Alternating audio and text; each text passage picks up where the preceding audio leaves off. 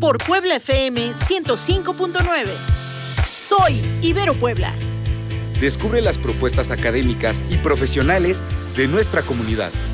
Una ventana para aproximarnos a los alumnos, egresados, académicos e investigadores. Soy Ibero Puebla. ¡Arrancamos!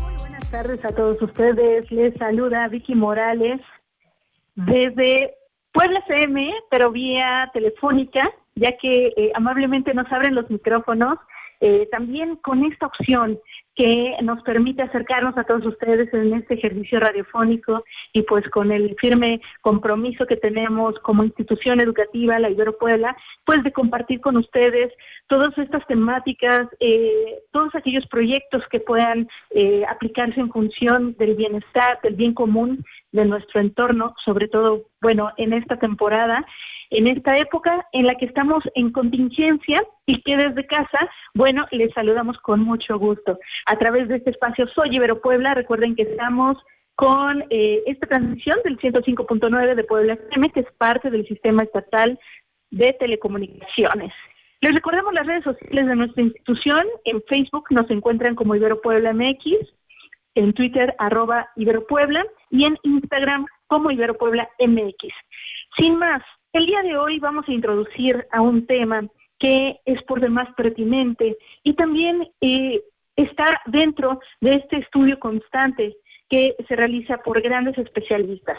Y uno de ellos, que de hecho es presidente de la Asociación Mexicana en Suicidología, es el doctor Quetzalcóatl Hernández Cervantes, a quien ya hemos tenido en emisiones pasadas y que el día de hoy pues también nos acompaña vía telefónica.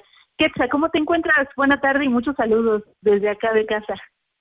¿Qué tal? Muy buenas tardes. Muchas gracias, Vicky. Es un gusto poder tener este espacio y sobre todo justo pues en esta situación de confinamiento, de distanciamiento y que mucho la gente puede beneficiarse pues de conocer, despejar dudas, pero también igual de aprender a estar atento a lo que nos está aconteciendo. Así es.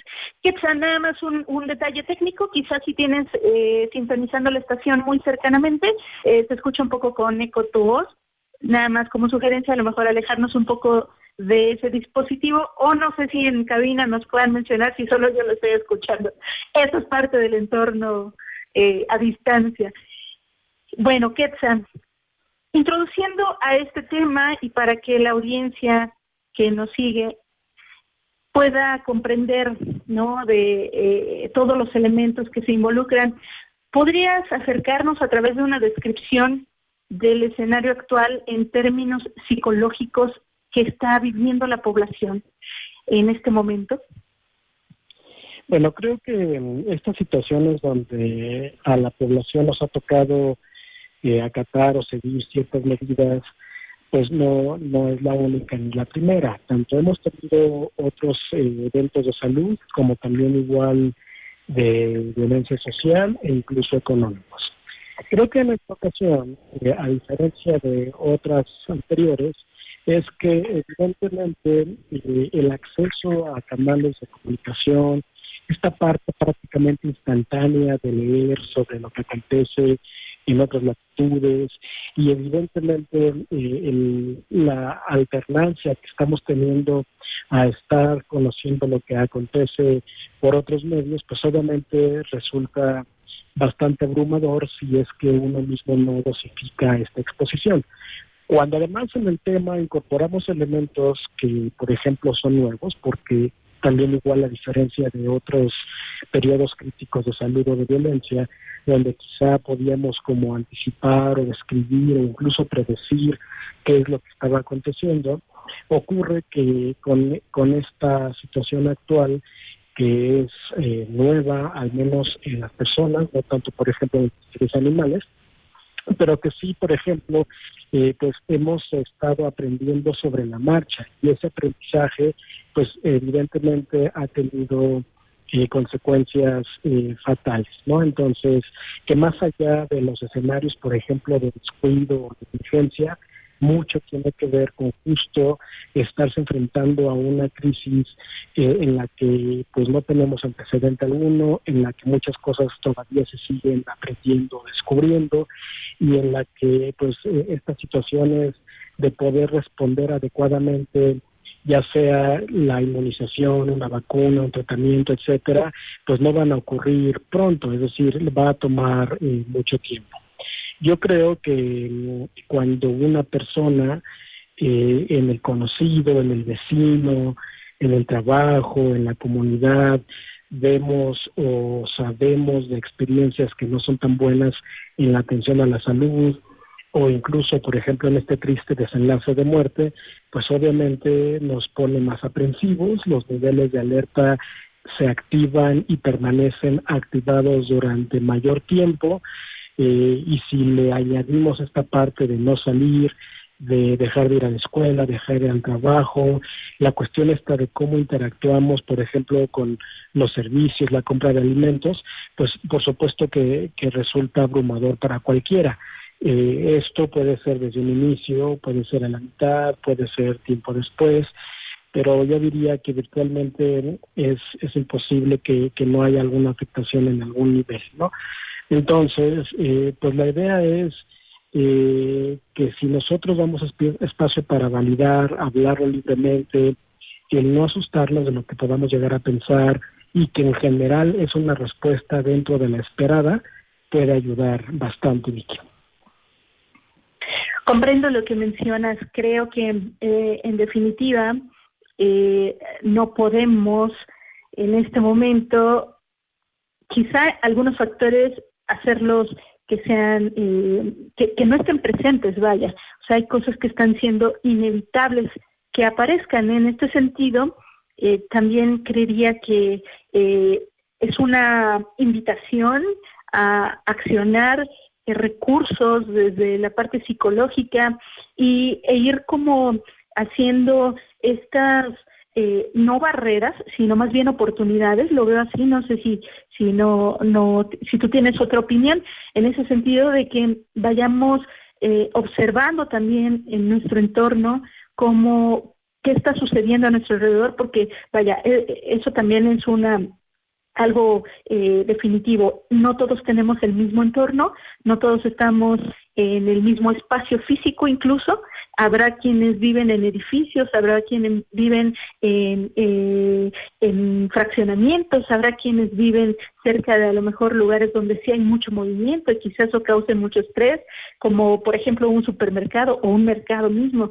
No sé, todos estos factores que, insisto, pueden ser inevitables, pero que lo estoy visualizando en esta búsqueda de oportunidades, recursos, herramientas que la sociedad pueda tomar, ¿no?, ante este entorno que tú nos compartes.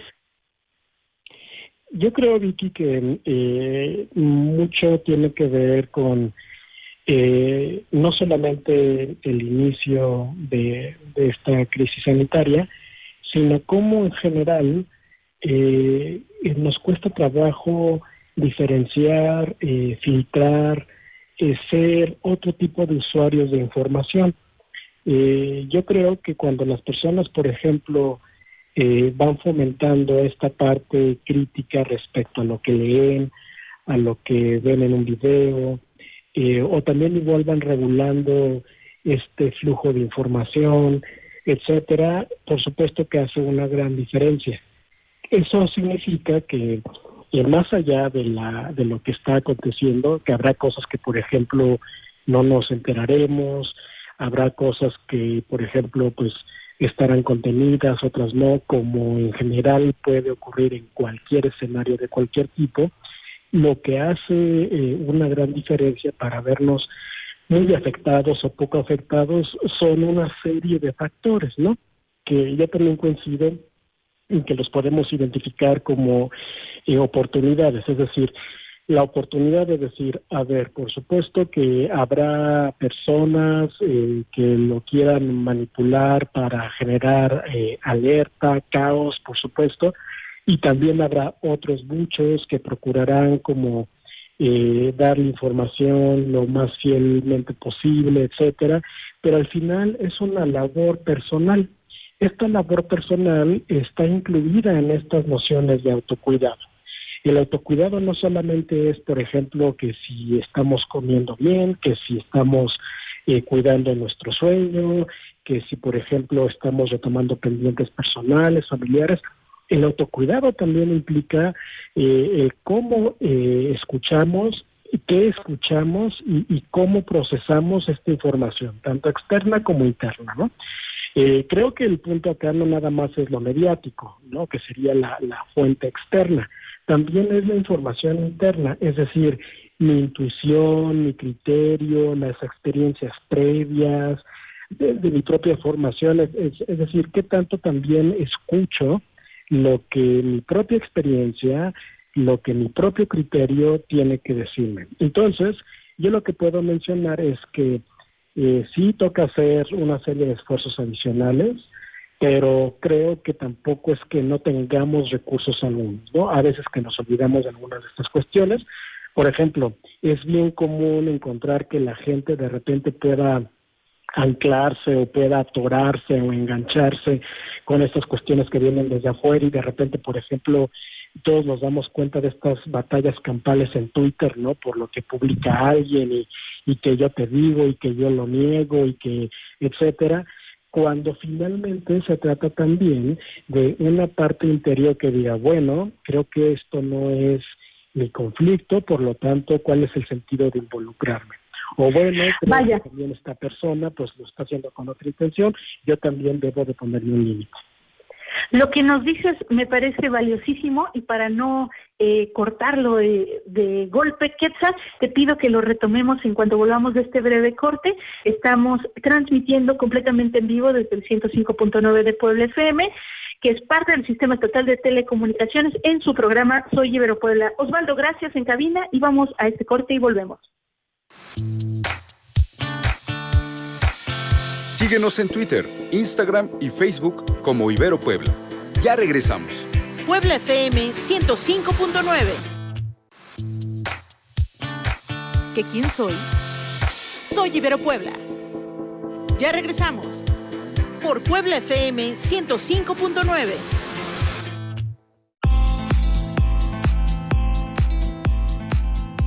Quiero agradecer a todos ustedes que nos siguen sintonizando a través del 105.9 de Puebla FM, que es parte del Sistema Estatal de Telecomunicaciones, en su programa Soy Ibero Puebla. Mi nombre es Vicky Morales y justo el día de hoy tenemos al doctor Quetzalcóatl Hernández Cervantes como invitado de este espacio radiofónico. Él es coordinador del doctorado en investigación psicológica y estamos dialogando sobre el tema suicidio en personas con COVID-19. En este primer bloque dialogamos sobre este escenario que él visualiza en términos psicológicos de la población, lo que está viviendo, y también, si quieres, Quetzal, cerrar el último ejemplo que nos estás brindando sobre estos factores también que pueden incidir justamente en este panorama. Sí, Vicky, bueno, en este contexto de obviamente un bombardeo de información, de la dificultad de escucharnos desde adentro, y poder transitar en todo esto que está aconteciendo, pues uno de los desenlaces que tristemente hemos visto en diferentes países, incluido el nuestro, ha sido el de suicidio. Hemos tenido, por ejemplo, estas situaciones en las que algunos medios o algunos usuarios, algunas personas han reportado estas cuestiones donde, por ejemplo, una persona después del diagnóstico pues decide quitarse la vida.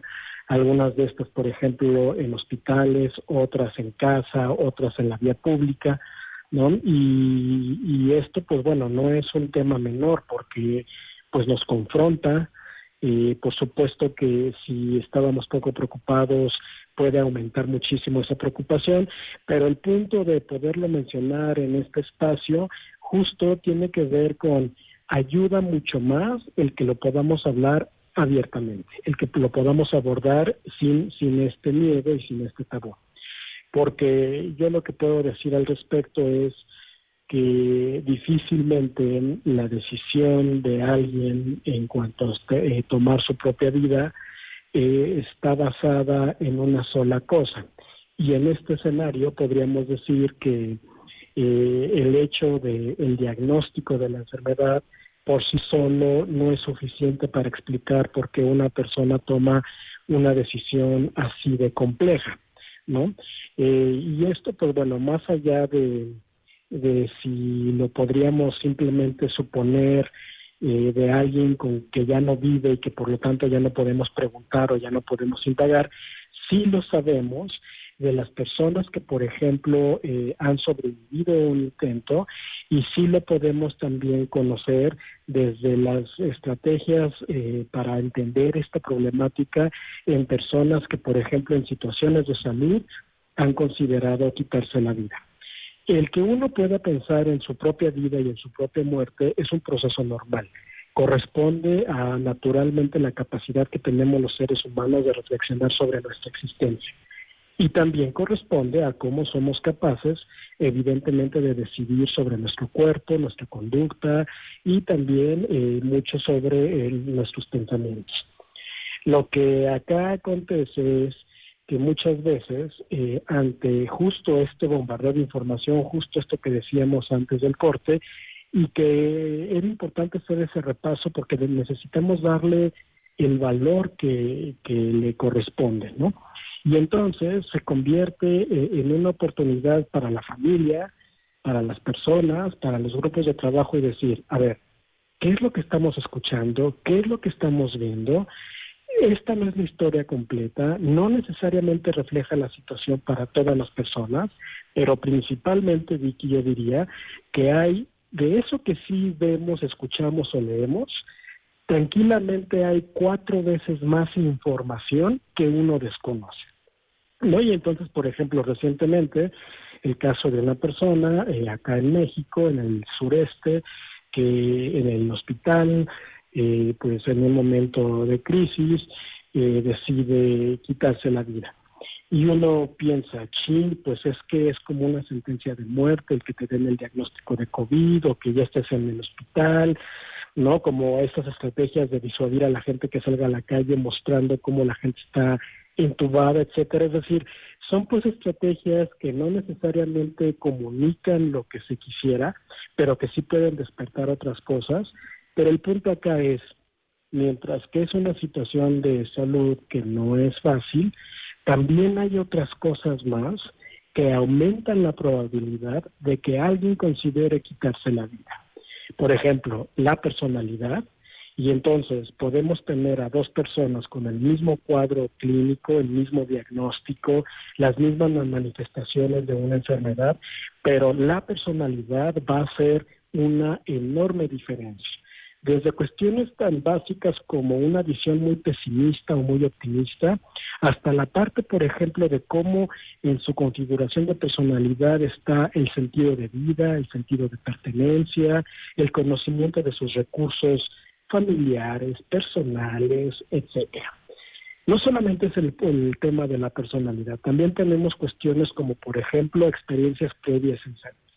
Hay personas que, por ejemplo, pueden tener una vida relativamente sana, sin mayores sobresaltos en salud, y que, por ejemplo, cuando se enfrentan a una situación compleja, se pueden asustar, les puede mover mucho el manejo de la enfermedad, no están habituados, por ejemplo, a la interacción con el personal médico, con el personal de enfermería, y les eleva muchísimo la ansiedad de estar en un hospital. Mientras que hay personas que, por ejemplo, quizá en su historia de vida han estado expuestos a distintos procesos de enfermedad, y entonces no significa que el pensamiento sea, sí, una más, ¿no? Sino es, ya sé cómo funciona, estoy familiarizado, no es para mí o no es nuevo estar aquí en el hospital, sé cómo es esta dinámica con la enfermería, con medicina, y no solamente en la persona, sino también la familia, ¿no? Entonces, esta historia de vida también marca una diferencia, porque es una serie de exposiciones que, pues, es distinta, ¿no? Creo que también está finalmente el elemento de cómo hay cuestiones, por ejemplo, netamente médicas, que tampoco significa que tenga que haber un desenlace, ¿no? Es decir, una persona que, por ejemplo, cuida su alimentación, que tiene un estilo de vida en el que ha aprendido a manejar bien el estrés y otras situaciones más, pues obviamente también incide sobre la probabilidad de un desenlace. Y a esto, pues yo creo que también otro aspecto que luego poco se habla, que es el espiritual, ¿no? Y a mí me parece que en el plano del espiritual, pues tenemos a personas que, por ejemplo, más allá de cuál sea la identificación, por ejemplo, confesional, con una religión o con un credo, es esta parte de poder en un nivel más profundo meditar, sabernos calmar, aprendernos a escuchar, estar atento a cómo funciona nuestro cuerpo, cuál es el estilo de pensar y de analizar las cosas, cómo acomodamos emocional y cognitivamente todo esto que nos está aconteciendo. Y no solamente para alguien que, por ejemplo, recibe el diagnóstico de COVID, por ejemplo, sino también para los familiares y para los amigos. Entonces, y con esto no pretendo, Vicky, obviamente ya como agotar todas las posibilidades, todos los escenarios o todas las dimensiones de una persona y de su familia para poder entender o incluso poder decir esta va a ser la trayectoria alrededor de esta pandemia. Sino es solamente identificar algunos, porque la idea es que la gente que nos escuche pueda también estar en la tranquilidad que son situaciones complejas, que intervienen muchos factores, que no necesariamente lo que vemos, aunque obviamente sea muy triste o desesperanzador, va a aplicar con nosotros, que cada persona llega a estas situaciones de muchas maneras y puede salir de muchas otras, Vicky. Validar justo nuestro entorno, nuestro sentir, lo que nos sucede. Como bien dices, me parece que este compartir que nos das y este recorrido permite también ponerle el nombre a cada cosa, tener la claridad y la certeza de que toda esta diversidad de elementos, de factores, de cosas que están sucediendo son parte de esta realidad global, pero también cada uno en su propia realidad, ¿no?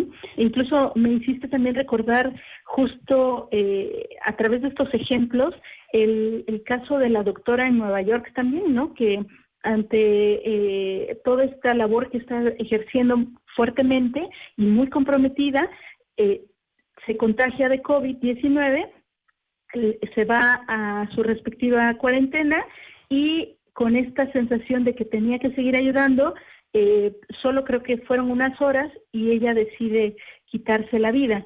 Entonces, también nos invita todo lo que nos explicas justo a no estigmatizar, a no determinar, a no enjuiciar o simplemente emitir perspectivas que no consideren toda la gama de elementos que están alrededor, ¿no? Que está a breves minutos de irnos al siguiente corte.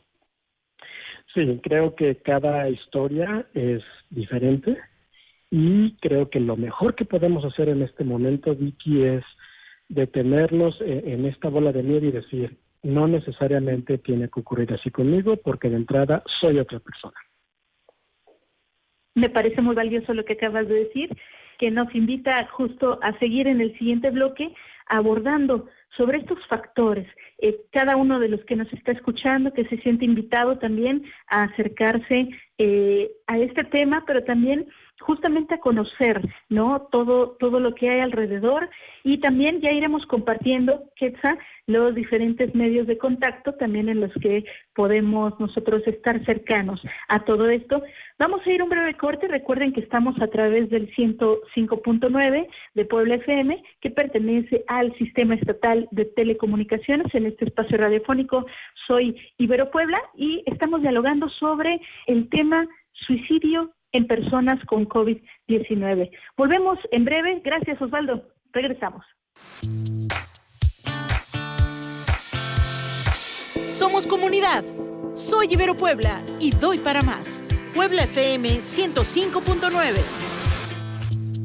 Tú eres, él es, ella es, nosotros somos. Yo soy Ibero Puebla. Por el 105.9 de Puebla FM.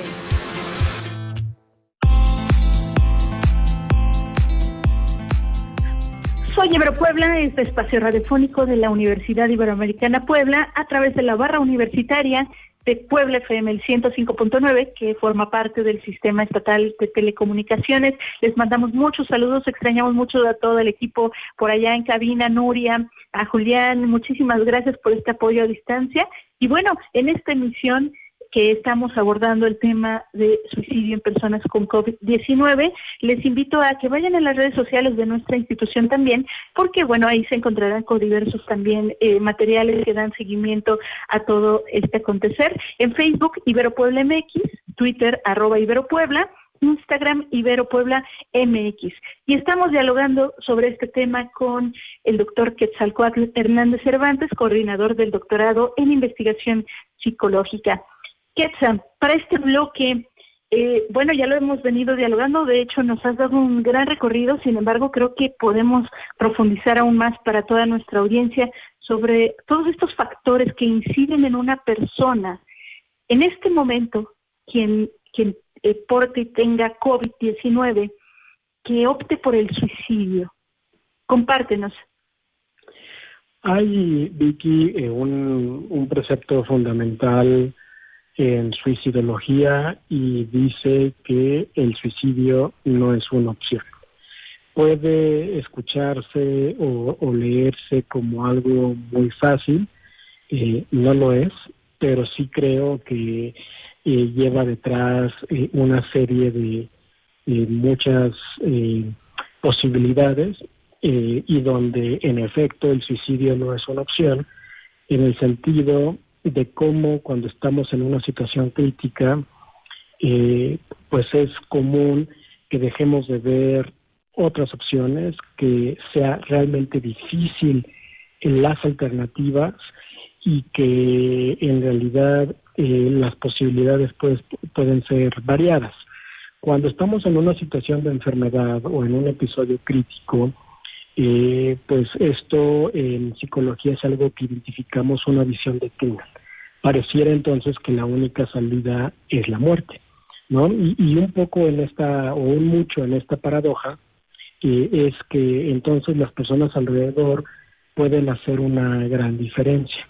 Creo que después de esta crisis tendremos que repensar, creo que está siendo más que evidente cómo enfermería, medicina, pero principalmente a nivel de la gente que toma decisiones, de las autoridades, necesitamos incorporar mucho más el manejo de las emociones, el entendimiento de cómo son estos procesos de pensamiento y cuáles son las técnicas o estrategias que podemos implementar para que, por ejemplo, una persona en una visión de túnel de verdad pueda abrir esa visión, que no solamente es la autodestrucción, sino que pueda ver otras cosas más.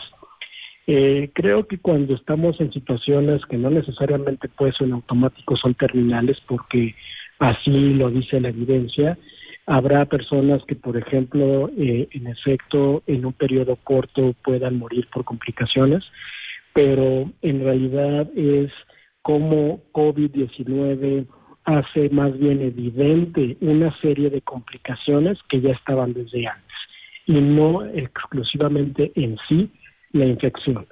Y aquí, por ejemplo, tenemos que muchas personas, lo que vemos de repente en muchos videos es justo esa incapacidad o gran dificultad para manejar el estado emocional, ¿no? Por ejemplo, muchos hemos visto estos videos donde la familia demanda información, donde obviamente hay reacciones que incluso pueden ser violentas ante no saber, y se entiende porque obviamente se trata de alguien que queremos mucho, que está, por ejemplo, dentro y que obviamente tiene una serie de significados y de procesos el poderse despedir, etcétera. Es decir, creo que mientras que es bueno reflexionar sobre el cuidado, quédate en casa, etcétera, creo que toda esta crisis, Vicky, está enseñándonos a que, por ejemplo, hay cuestiones que en el cuidado médico y en el control de una crisis sanitaria no podemos dejar fuera.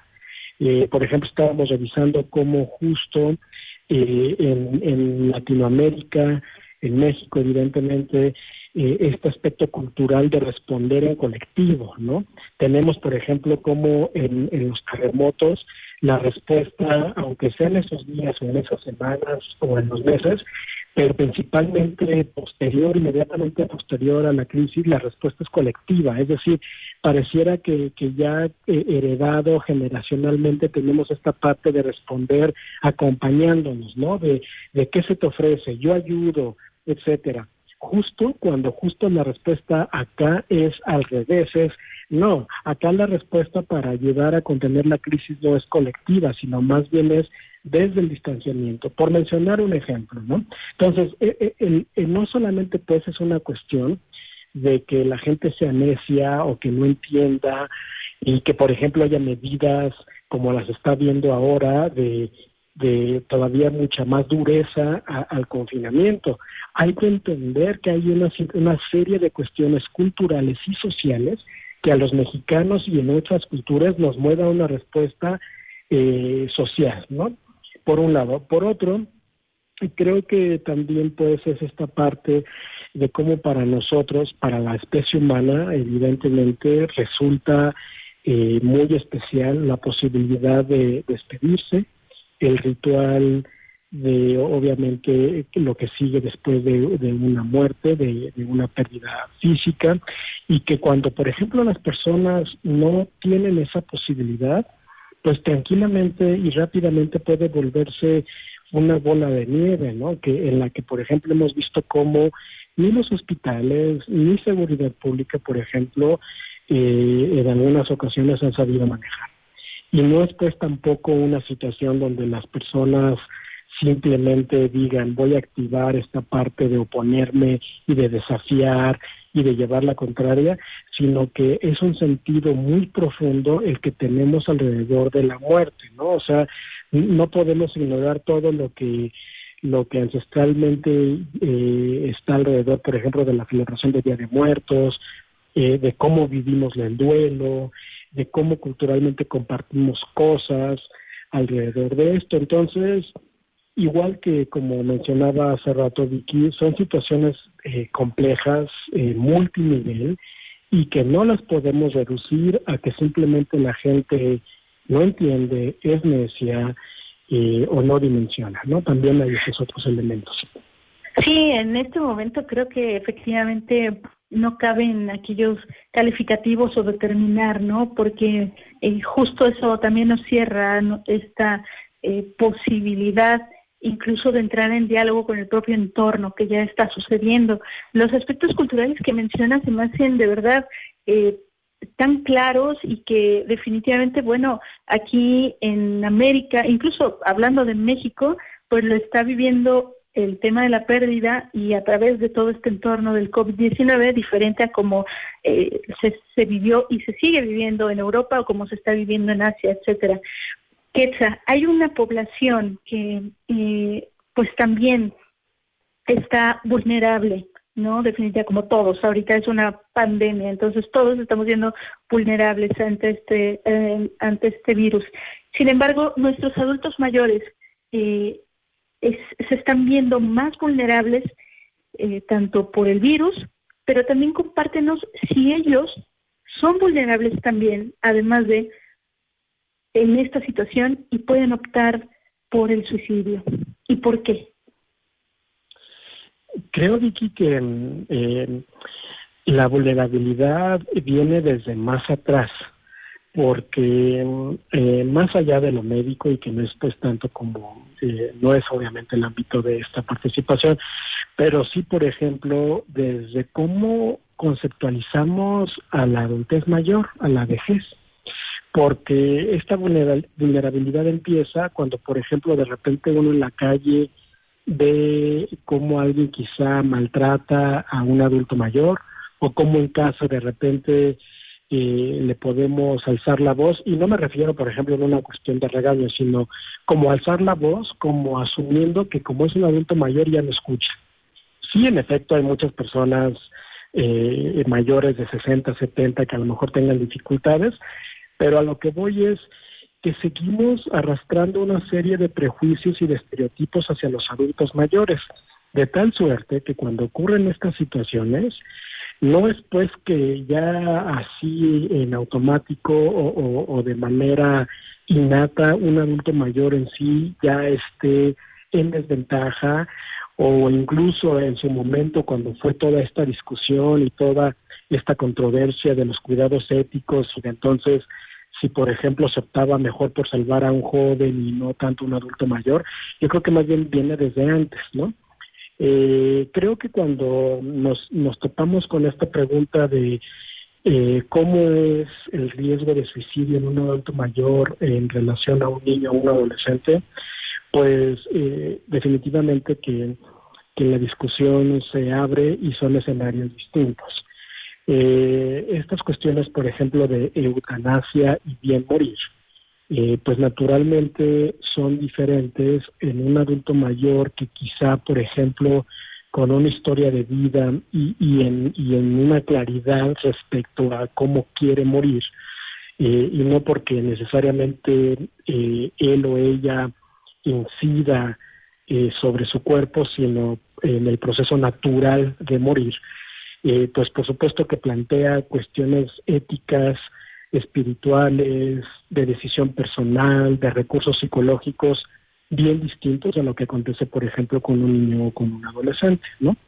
Y yo creo que acá todavía eso finalmente nos remite a un aspecto pues cultural, ¿no? Porque yo recuerdo hace algunos años cuando en Luxemburgo, que fue el primer país que autorizó la eutanasia en niños, y que obviamente era como todo un proceso psiquiátrico y psicológico alrededor de la decisión de un menor ante situaciones bien específicas sobre su propia vida y su bien morir, pues generó un montón de situaciones, ¿no? Pero creo que finalmente el tema es que antes de pensar en la muerte o en quitarnos la vida, pues más bien está el cómo podemos saltarnos una serie de recursos personales y familiares y sociales que quizá nos hagan, nos harían pensarlo distinto, poder tener un papel en el que podría disuadir a un individuo de solamente ver el tema de su propia muerte, ¿no? Yo creo que una forma de poder resumir esto, Vicky, es que mientras que tú y yo en este espacio, con la gente que nos escucha, podamos dialogar, discutir y plantear distintos escenarios, cuando nos topamos con una situación así, lo mejor que podemos hacer es integrar la mayor cantidad de información, de recursos para ese caso específico. Y que este es un tema en el que definitivamente no podemos decir esto es lo que va para todos. Me quedo de verdad con mucha claridad en algunas cosas que incluso de forma personal me venían de forma espontánea, pero también con esta gran invitación que es no hacer prejuicios hacia nuestros adultos mayores y cómo, claro, toda esta parte de información, todo lo que se ha generado alrededor, incluso pues definitivamente con esta mirada mediática, pues que también nosotros como medios de comunicación incidimos en informar o algunos hasta desinformar, pues también propician o alimentan este tipo de pensamientos, de criterios. Vamos a ir a un breve corte, regresando vamos a retomar esta charla con el doctor Quetzalcóatl Hernández y aquí a través del 105.9 de Puebla FM, que es parte del Sistema Estatal de Telecomunicaciones. Recuerden que estamos en su programa Soy Ibero Puebla. Volvemos. Síguenos en Twitter, Instagram y Facebook como Ibero Puebla. Ya regresamos. Puebla FM 105.9. Tú eres, él es, ella es, nosotros somos. Yo soy Ibero Puebla. Por el 105.9 de Puebla FM.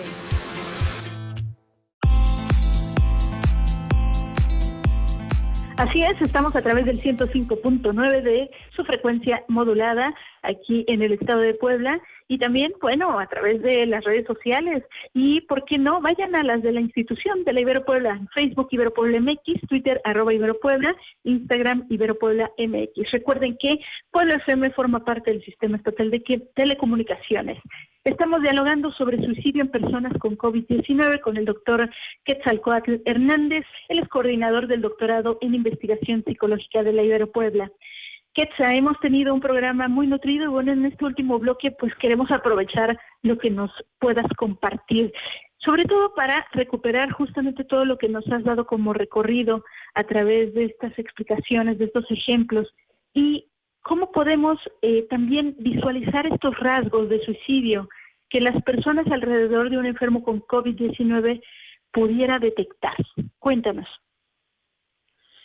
Bien, Vicky, pues en esta cuestión de la suicidología, e igual en otros temas de salud, hay una estrategia que nosotros hemos como disciplina ampliado de lo que acontece en educación y que es la alfabetización.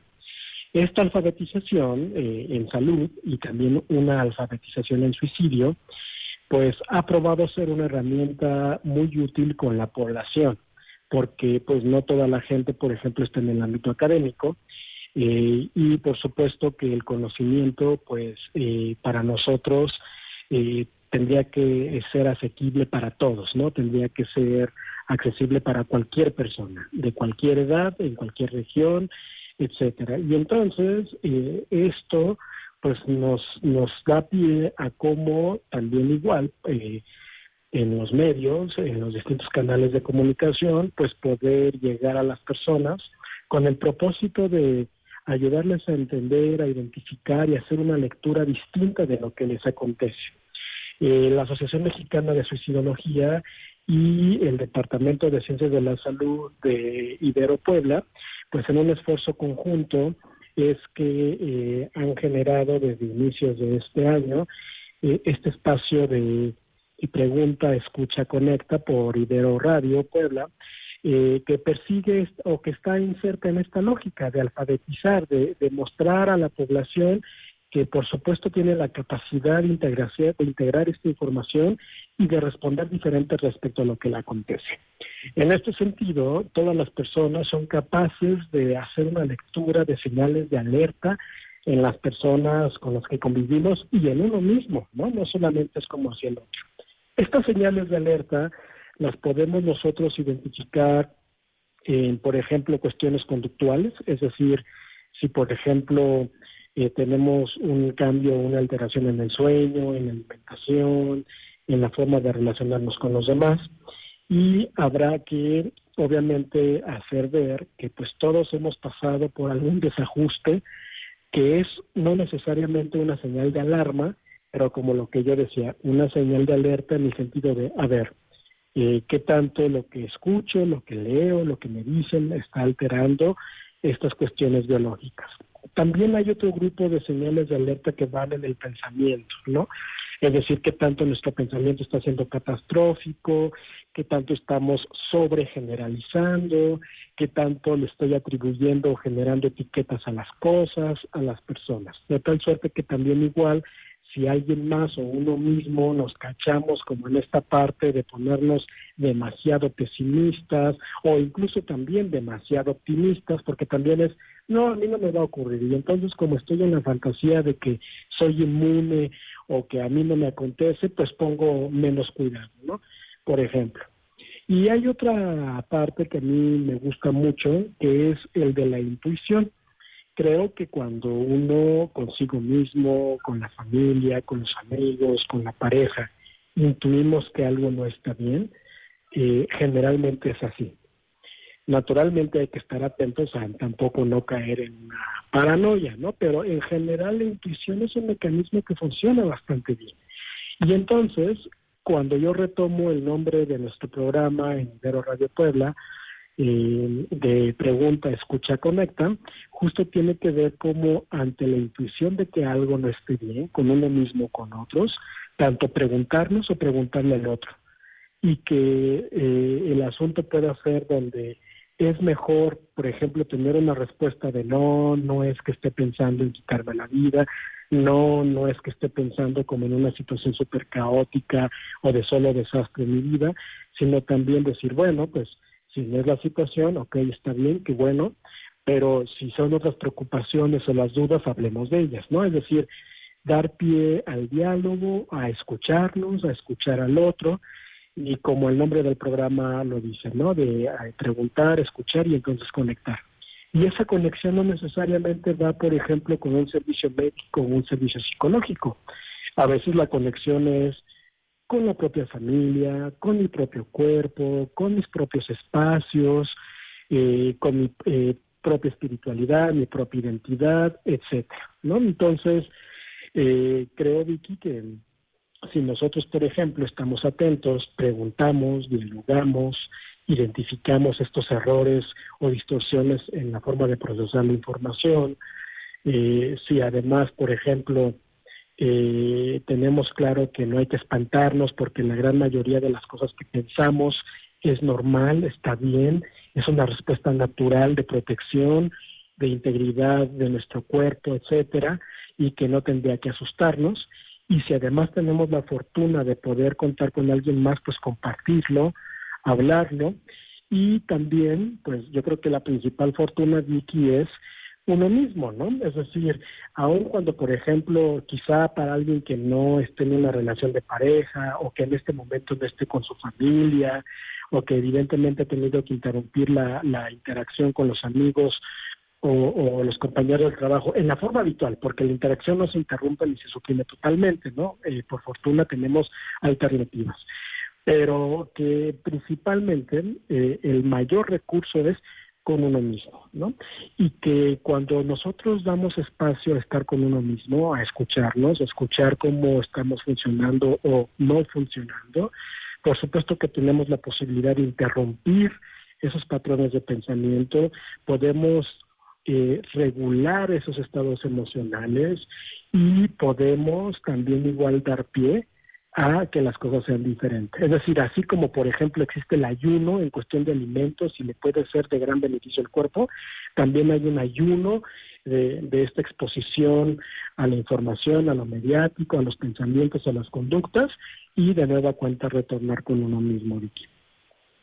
Lo veo de verdad como, más que un reto, de verdad como esta claridad, insisto, en diferentes elementos que nos potencializan un escenario mucho más favorable que quizá a veces, como mencionas, ¿no? Nuestros pensamientos pudiesen construir y generarlo también o expandirlo a través de conductas.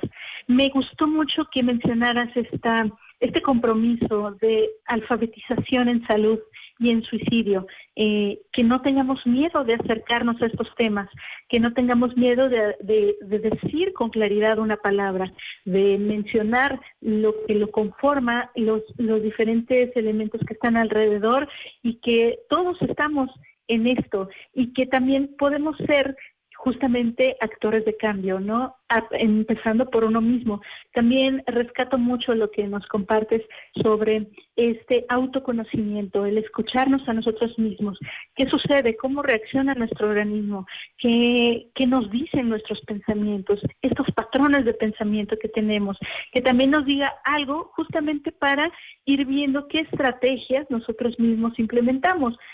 Se me vino a la mente, por ejemplo, justo con tanta información que nos podemos encontrar, porque efectivamente estamos conectados a través de, ya sean las redes sociales, las diversas páginas web, medios de comunicación, etcétera, y reconocer aquello que nos potencializa ciertas cosas o nos incide a algo, ¿no? Entonces, sí, el ver efectivamente información todo el tiempo sobre un tema en particular, no solo COVID-19, sino a lo mejor feminicidios, derechos humanos, etcétera. Todo ello va a aportar, contribuir de alguna forma, incidir en nosotros. Entonces, esta invitación a el autoconocimiento, escucharnos a nosotros mismos, me hace también pensar en una mirada esperanzadora, ¿no? En todo este entorno en el que efectivamente, aunque hay muchas cosas que están siendo pues muy fuertes, validar cómo le está yendo a cada uno y también sentir esta esperanza de que también hay cosas que están bien y que son válidas, que existan. Quetzal, rápidamente que nos puedas compartir los medios de contacto, algún medio en el cual de manera rápida o funcional las personas que nos escuchan se puedan conectar justamente con lo que nos compartes, con los contenidos, con algún tipo de necesidad ante el tema del suicidio. Sí, por supuesto, Vicky. El principal es nuestro canal en Facebook, que es suicidología.mx. Si también ustedes buscan Suicidología MX en YouTube, van a poder encontrar nuestro canal, que se ha convertido en el repositorio de nuestro programa de radio. Y por también igual, pues toda la barra programática de Ibero Radio Puebla, desde la página de la universidad, pero principalmente Facebook como suicidología.mx. De verdad que los invitamos a que se acerquen a esta alfabetización en salud y en suicidio a través del programa Pregunta, Escuchen, Conecta, que prácticamente fue el desarrollo de este espacio. Soy Ibero Puebla, nos permite acercarnos a todos ustedes con diferentes temáticas, y el día de hoy agradecemos mucho que este programa radiofónico de Ibero Radio Puebla, que pasa todos los lunes a las 3 de la tarde, puedan ustedes escucharlo y estar en contacto con ello. Gracias de verdad al doctor Quetzalcóatl Hernández, coordinador del doctorado en investigación psicológica de la Ibero Puebla, por habernos acompañado. Gracias, Quetzal, te envío de verdad un fuerte abrazo hasta tu casa.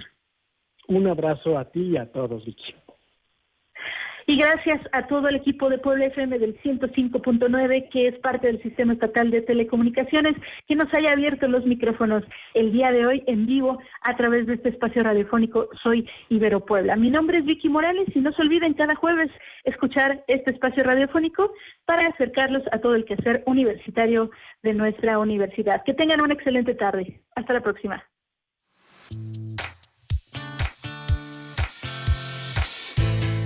Los alumnos, Egresados académicos, y docentes de la universidad te esperamos en nuestra próxima transmisión. yo soy Ibero Puebla, por el 105.9 de Puebla FM.